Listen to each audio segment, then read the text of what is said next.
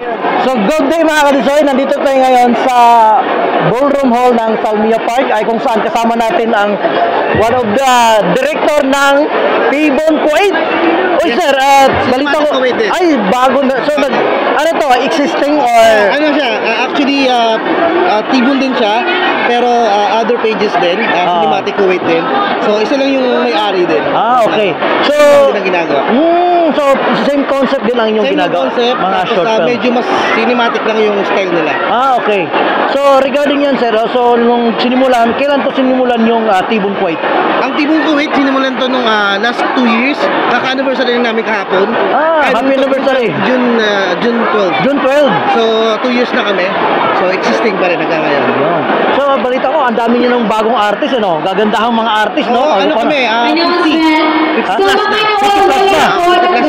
Talagang lumalawak na yung T-Bone, ano ko? Medyo mas madami na yung mga naging artist ng T-Bone. At marami na rin kaming nagagawang film. Yun. So ano po talaga ang adhikay ng T-Bone at saka itong short film natin? Ito po, inspiration or something like that? Yeah, actually, ang lahat ng film na ginagawa namin inspirational. Mapa-OFW man or basta Pilipino ka, makaka-relate ka sa mga short film na ginagawa namin. Ayan. So hanggang after 5 years, ano kaya makikita natin ng sa T-Bone Kuwait? Hanggang Pilipinas ba ito?